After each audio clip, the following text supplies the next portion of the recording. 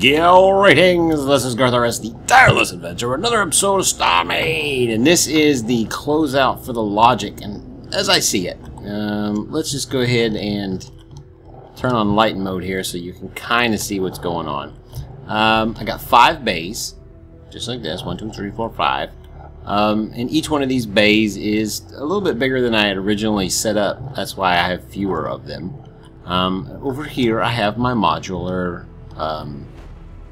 call/park whatevers, and as you can see, a majority of the logic is over here. The only thing that leads it from over here is the activator block underneath each one of these that triggers shows over here whether or not it's got something parked in it. So just to give you an example, let's say I want my shuttle is in number 5. Well, first of all, when I'm done messing around in the shopping district, I'll take this elevator down, which is set up just like the other one that I have over there. As you can see, it comes down, and I'll come over here to the departure area, and I will call my vessel, which is on the 5th spot here. So I'll just go ahead and call it, and it backs out, turns. Now right now I have rails all the way down the center, but for all intents and purposes it is going to be pretty much standardized. Alright, so that'll come over here. Yeah, as it stands right now, when you dock on it, it'll totally turn you around and face you out that way and draw you forward all the way. So I'm going to fix that so that it's somewhere in the center, probably 4 or 5 blocks back. As it gets up here, it's going pretty fast till it gets about right here, and then it'll slow down. And then you walk over here and you get on your aircraft and you fly away. And this spot will be right here. Now there's only one piece of logic that I have left, and that's if somebody else wants their shuttle while there's an empty skid here. What I'm going to do is I am going to set up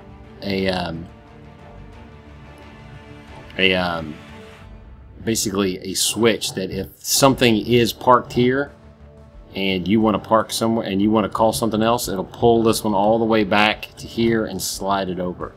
That way it doesn't interact with anything.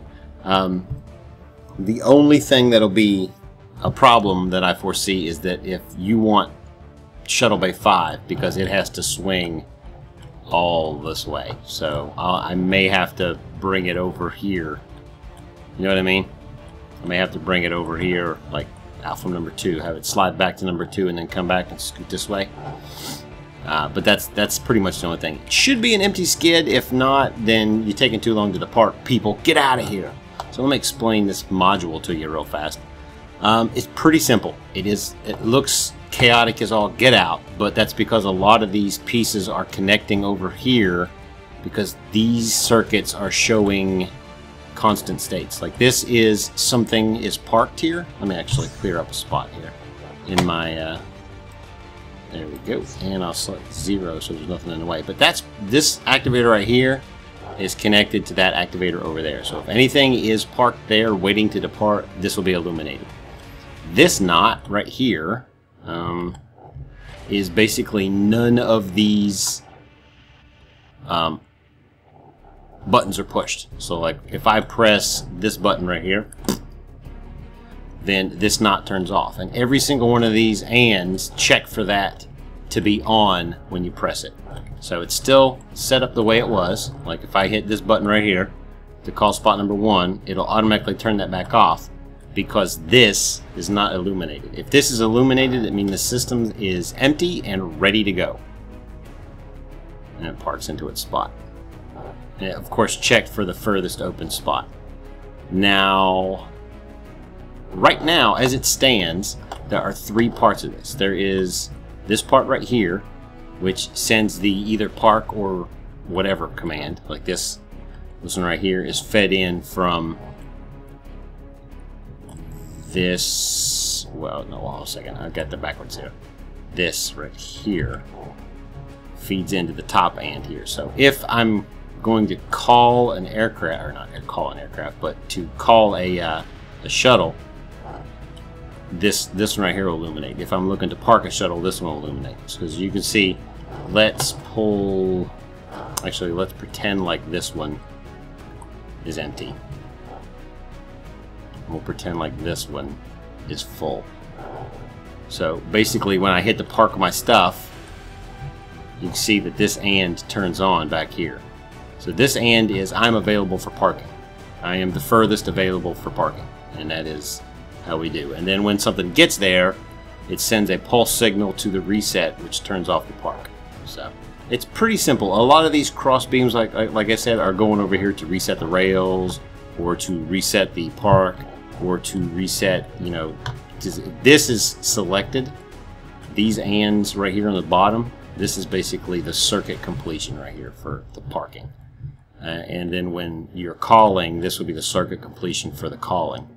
So when either one of these get triggered, I am done parking or I am done calling, then it'll send a reset signal to this button right here, or this button, should the case be that you were trying to park a vessel.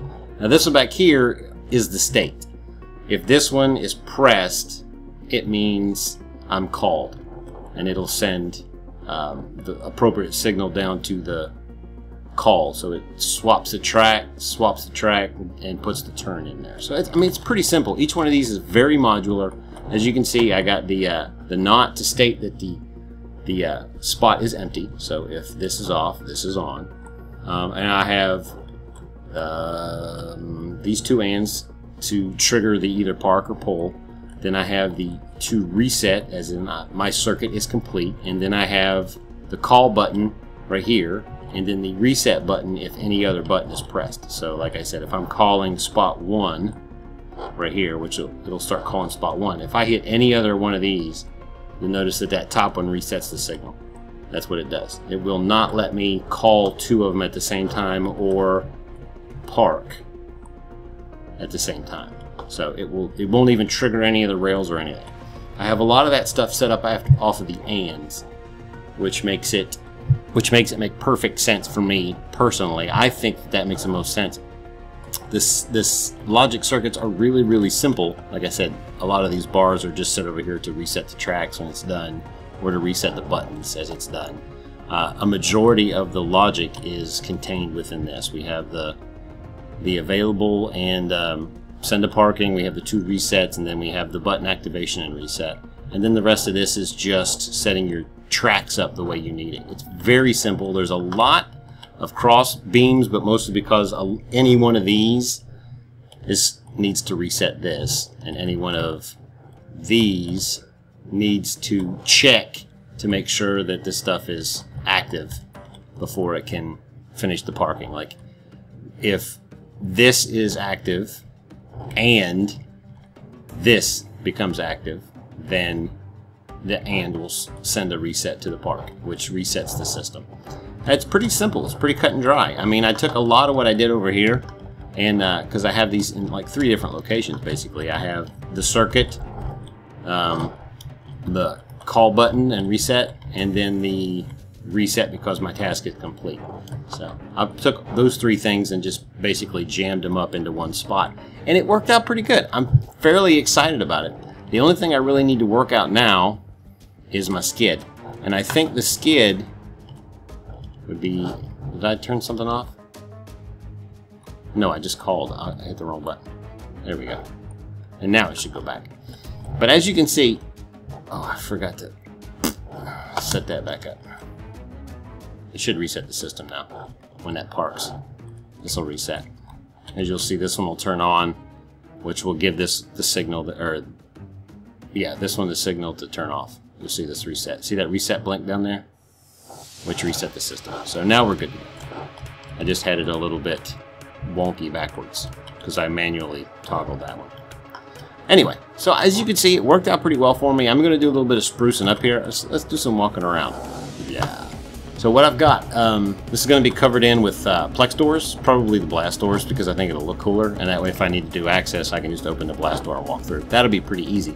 And I just need to incorporate the hangar elevator into the pathing up top. There's no lights in here right now, but I did put one in the middle so we would be able to see. And as this comes up the top, this is actually, the core is like right under here, and then there's an empty space with the rail docker on the other side. Ooh, I missed a block. But what that does basically allows me to put the rail on the outside. You can see it right there. And this is complete, so I don't have any, you know, holes for the rail to run through. But that's the premise of it right there. Now there is going to be a smaller bay up top here where the other one used to be, or this one over here, the one that I've been messing around with, and that's going to be for like tiny shuttles. And then I'm going to have probably another ring above that allow for the standardized docking rings that a lot of people are going with, because you can't really, with this shuttle bay down here, you can't account for every possible variation and location of a docking ring. Without standardization of a ship and docking ring location, then yeah, it's just, I mean, it would just be ridiculous. So this area will probably open up for a couple of larger shuttles.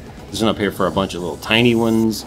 You know, if somebody just wants to fly in with a core, and they can just plop it down over here somewhere. And they'll have a couple of larger scaffolding out there, and then up top we'll have a large one, which will have an elevator that runs down to here. That's the plan.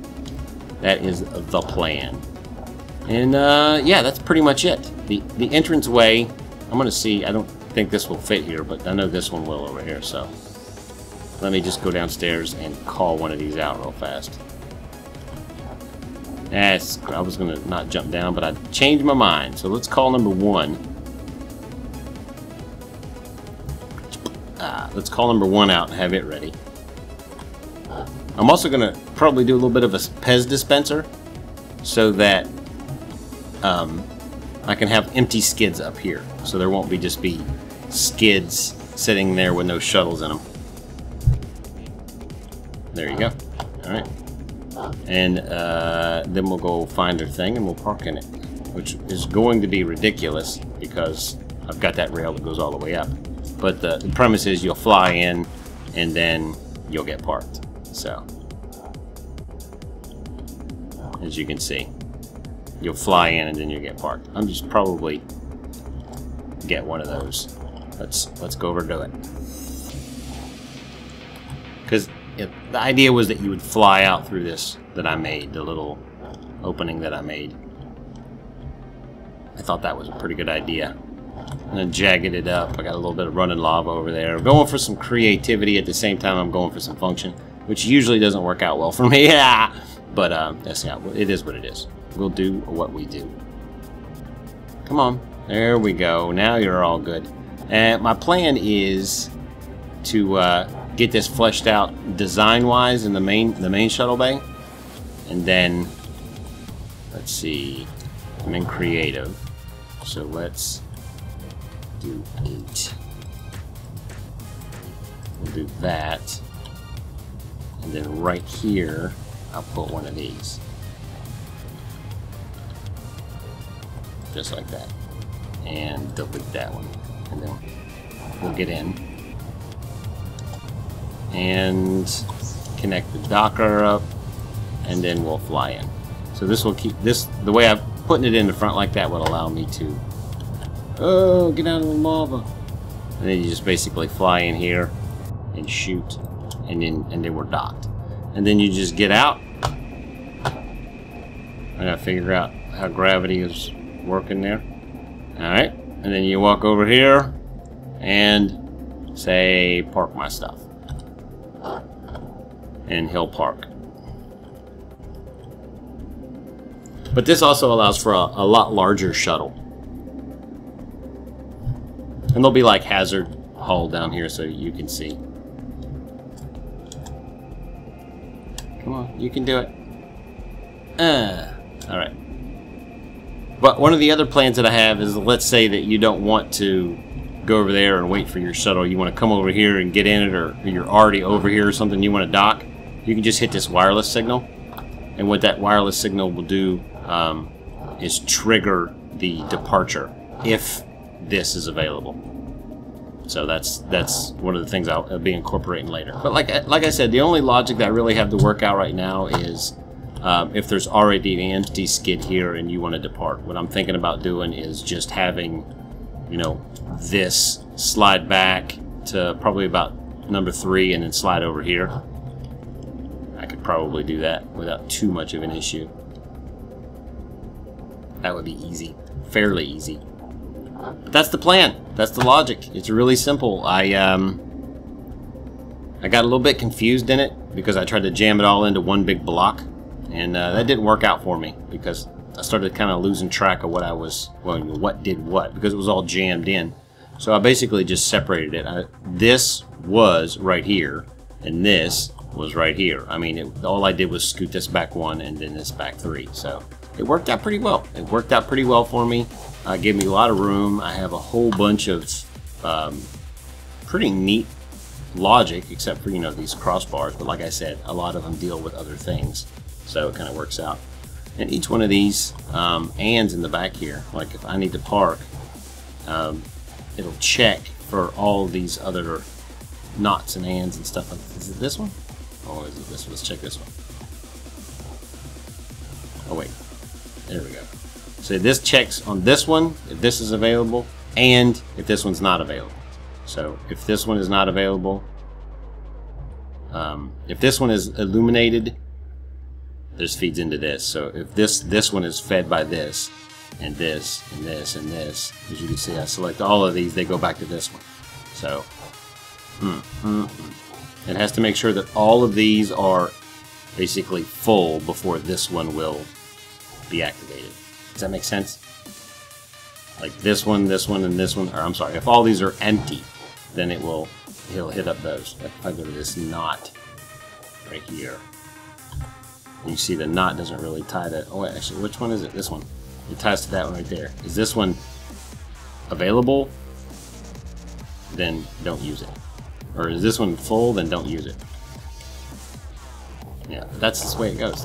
I mean, the logic is pretty simple. You guys saw how I worked it out over here. I just basically tilted these 90 degrees this way so that this was on top and this one's on bottom. And that's just how I worked it out. It works out. It works out. I'm super happy, and it works out.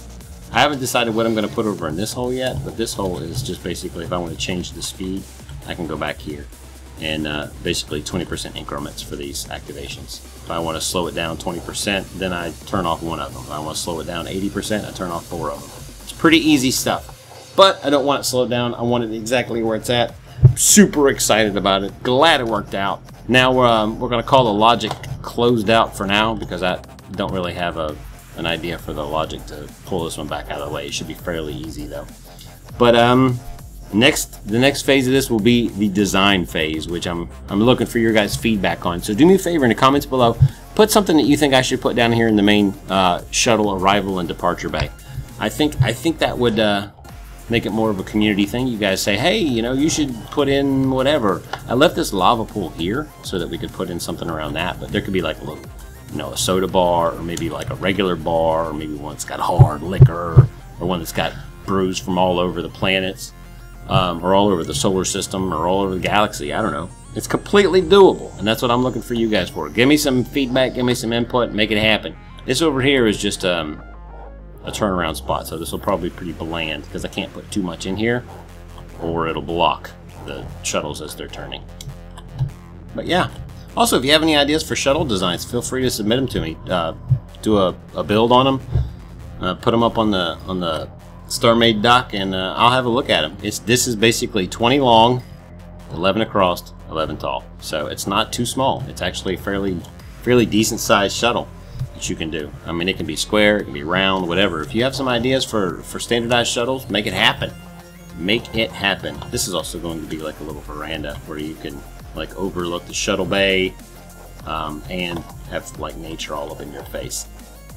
So yeah, and I think what I'm going to do is invite Jace Machine over to help me with designing the bar and area like that. Maybe make it a community build, get everybody on StarMade to come over here and, you know, put a little something in either in the welcome room up here or the upper area over here, or something. Just have everybody involved a little bit. I know Evil Giraffe wants to make a shop, so she might be able to make a little concessionaire over here if she wants, you know. I don't care. The library, I don't care. It's up to them. Alright, appreciate you guys swinging by, and until next time, see ya.